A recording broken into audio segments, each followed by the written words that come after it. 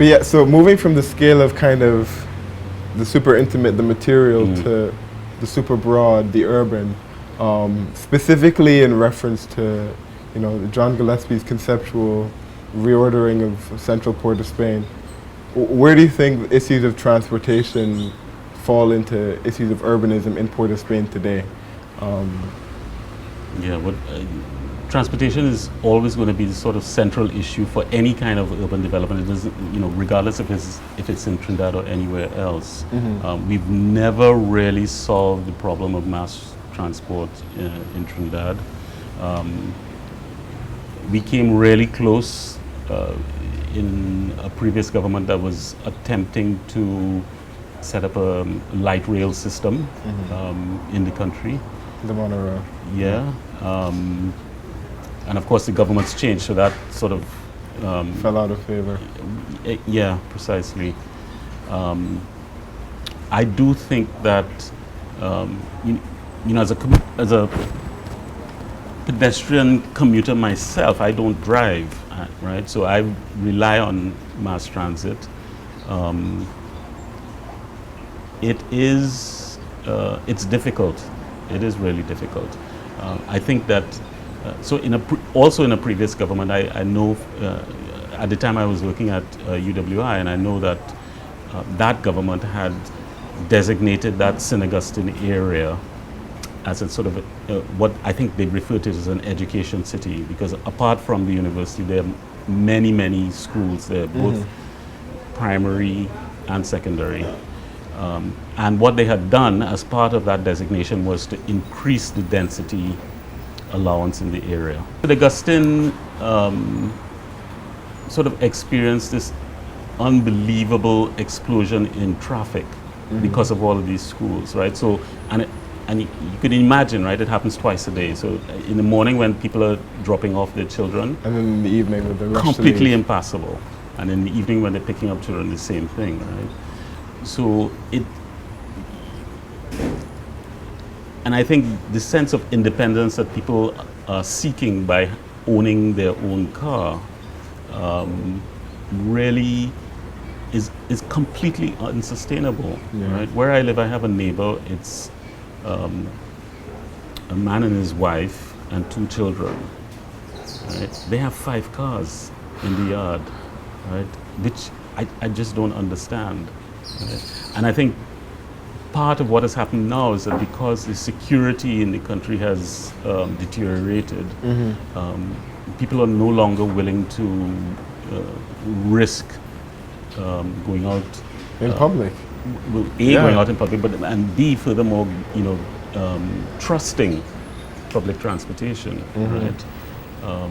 So it has actually become more of a problem. How you get around that, I'm not sure. But I do think that traffic becomes more and more congested every year.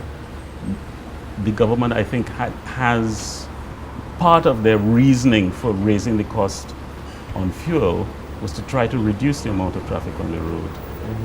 Of course, they're also trying to raise money as well, but you must have an alternative if you're going to do that, and there is no alternative. So with regards to the city of Port of Spain, I think the only way that it can be revitalized is if you get people to live in the city, right? One of the things that occurs to me that you can do, because a lot of people sort of drive into the city every single day, there is a need, I think, for what you can only refer to as a sort of a dormitory block, as a typology in the city. So you, on a Monday morning you come in, or you could do it on a Sunday night, you come in, you have an efficiency, literally an efficiency apartment, very small. You stay there during the week. You could possibly walk to work, walk to the market, walk to the savannah, walk to food outlets, and then you go home on a Friday evening. That cuts down a hell of a lot of traffic.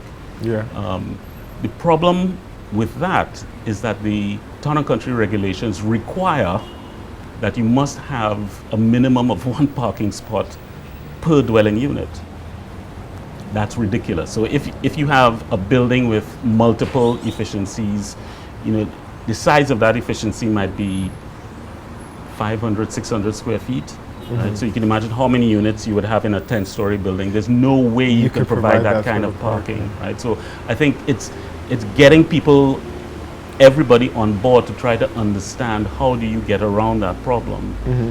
So if you carpooled into town, let's say you live in San Fernando and you carpooled into town on a Sunday night, you don't have a car in Port of Spain. You just have to walk or cycle or whatever it is to where you want to go. So to me, the thing is that architects are nothing if they're not imaginative. Yeah. If you have a solution, you ask an architect to solve it, they're going to come up with 10 possible solutions. And there are solutions out there that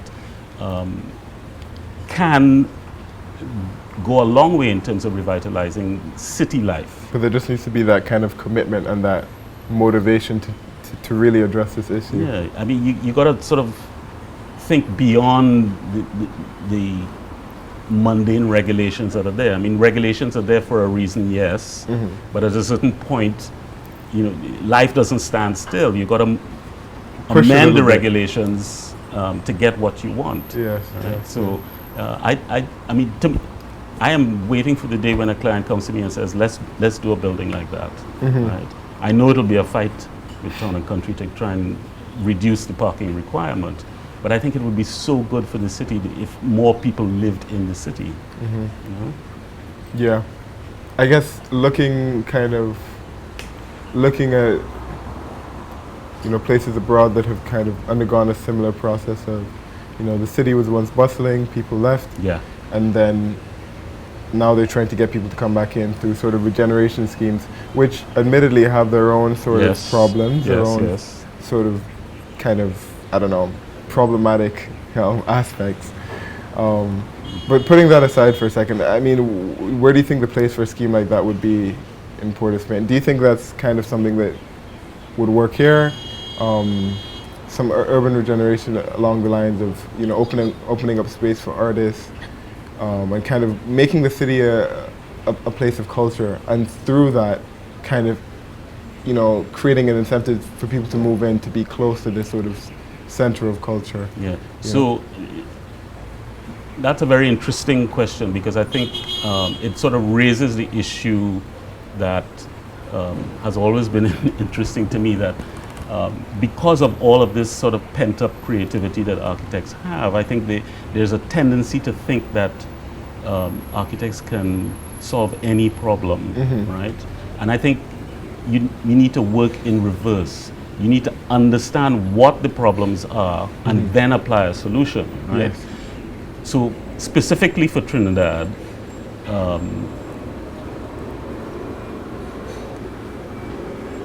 Port of Spain has always been this sort of center of government, center of business, right? So if that is a problem in terms of everybody coming into the city, how do you solve that problem? Well, the first thing you would do is to think about, why don't you decentralize? And that really was a part of government policy for quite a long time.